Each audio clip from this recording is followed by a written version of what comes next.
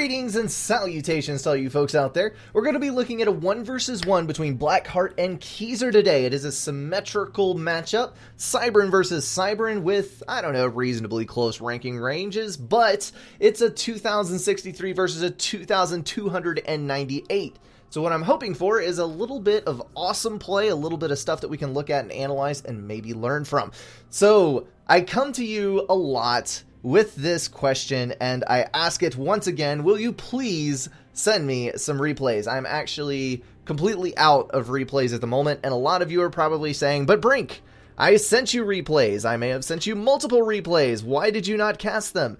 And as always, my answer is, while I enjoy watching you guys' games, not every game is cast worthy. Not every game is interesting in the long term to watch because there's dead spots in it. There's just raffle stomp, which is not really a whole lot of fun for anyone because I can do a facepalm occasionally out of it, but nobody likes just watching people die horribly. And, you know, there's a bunch of other things that are considered. Like if I've just casted 2 or 3 Wonder games, I'm not going to cast the 7 or 8 other ones that got sent to me, because nobody wants to see Wonder all the time. So, the best solution is to pick a variety of games, send me everyone that you play that you think is really good, that interesting things happened in, that's not a complete and total turtle fest, and I will look through them and hopefully find one that I can cast. I'm looking forward to getting a lot more replays from you guys. Alright, without any further ado, let's dive into this fast and furious game. It is kind of a short one today, but I am going to knock it out nonetheless, and we'll see what will happen. So, Blackheart on the north side. Let's go ahead and get the speed bumped up. He is going first land, as is traditional with Cybran. We got a P-Gen, a couple of mass extractors, and a walk to the Hydro so that he can build that with the assistance from his commander. Keyser, it looks like, is doing exactly the same thing. And you know what? If you see 2 pro-level players doing the exact same thing, you can assume that it's probably a good thing to do, because that is going to mean that they've practiced these builds, they've looked at the map, and they think that this is the best way to go about it. The map, by the way, is Cobalt Valley, which has a little bit of reclaim here and there. A couple of boulders strewn across the map, a few little tree clumps here and there, and yeah, it's basically just a barren wasteland of snow and death and destruction, and more carnage is going to be added when these armies collide. Hydro started there. Your con has cancer. Apparently Blackheart paused his ACU right at the beginning for a couple of seconds, which is a horrific accident, but you know what? It'll be alright. He'll recover. So we've got Hydro and 4 P-Gens down before the Air Factory. Air Factory going up.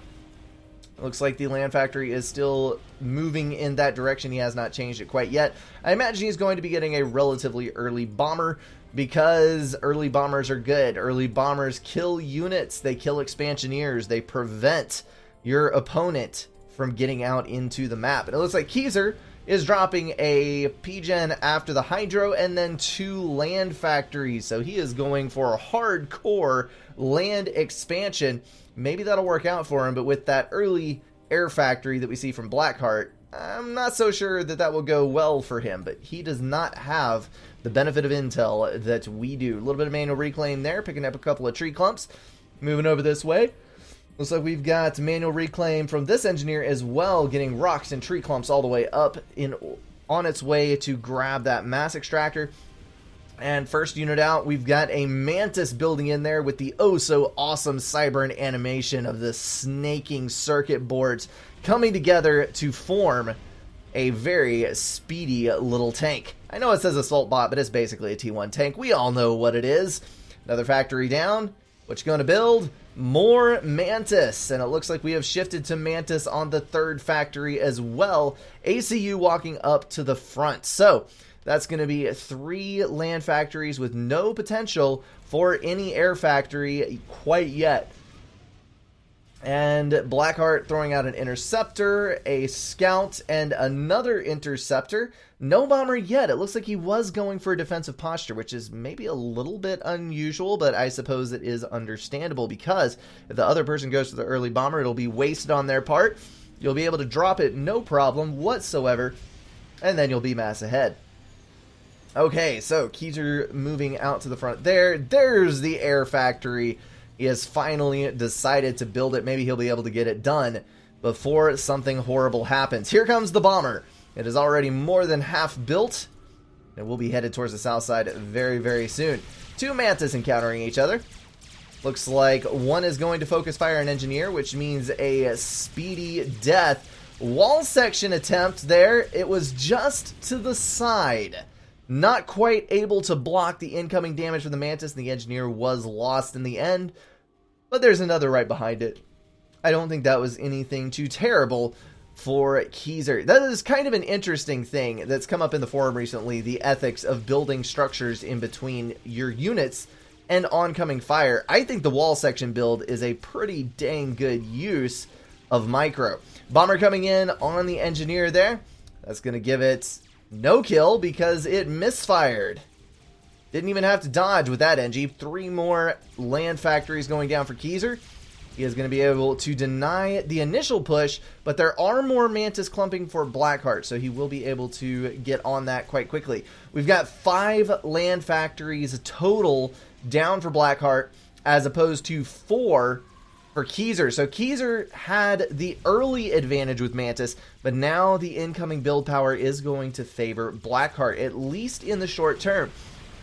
That bomber was able to take out a couple of engineers there. Quite the devastating little hit.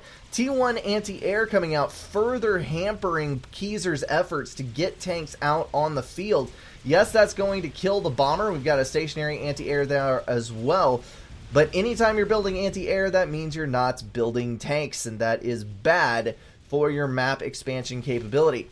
Mantis out there going to take a hit and die. Got an engineer moving over there. Looks like Keezer and Blackheart are joining up for a little bit of hugging. Hugging with their warm plasma bolts. And it looks like Blackheart is going to push over to the right. So, right now, as of this exact second, it looks like map control is pretty well even. We haven't got any significant upper hand from either player, although Keezer is a little bit ahead in score.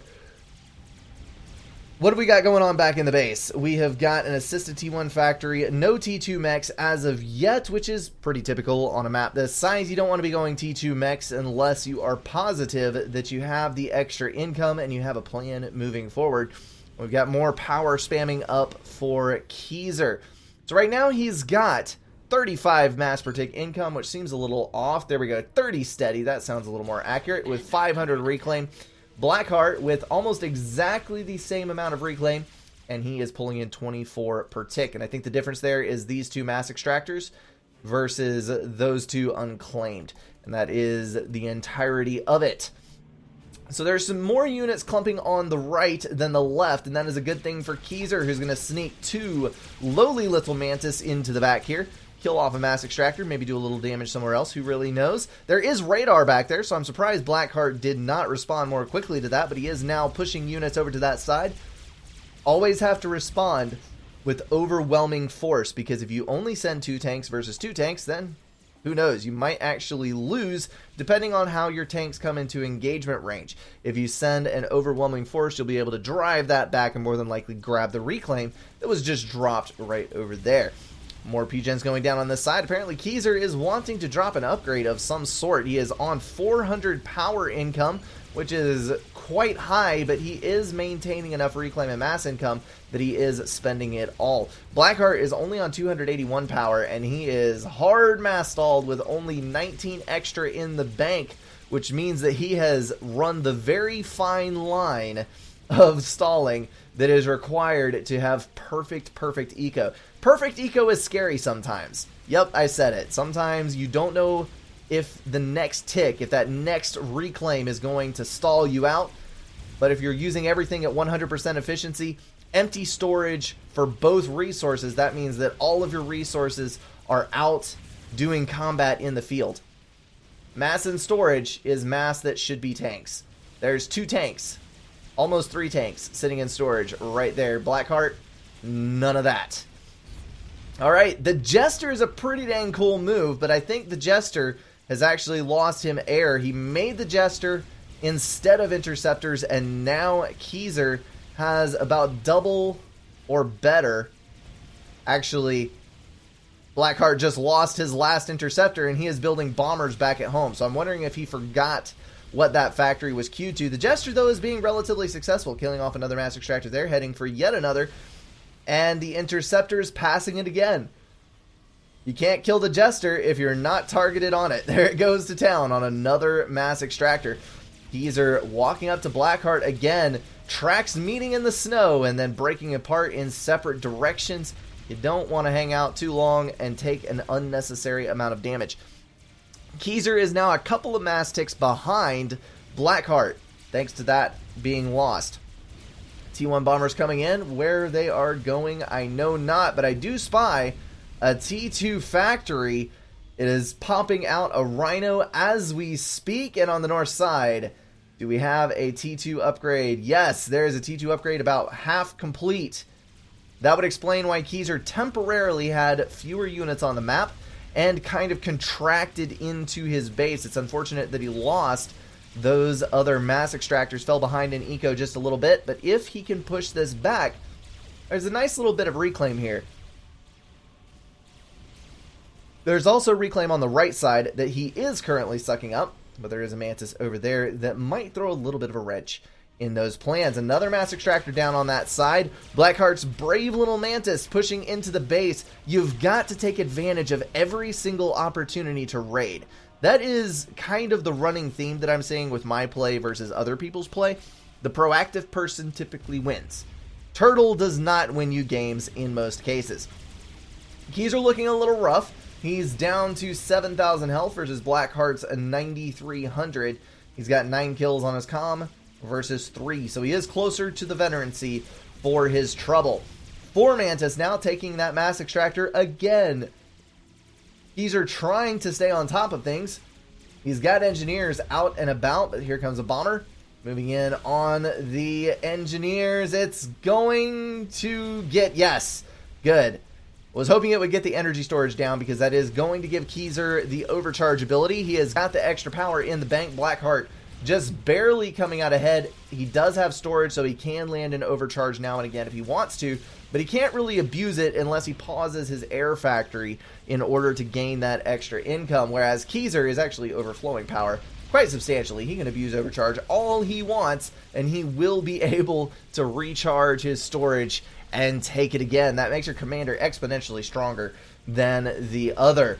So the unit count is roughly equal now. We've got 3 rhinos on this side versus none on the other. Our first one is coming in from the back. The bombers are being a little bit of a problem. I'm surprised that Geezer, with the advantage in air, is losing out on some of these expanding engineers and important units on the outside edges when he does have the interceptors to take care of the problem. I guess that's a little bit of a priority issue.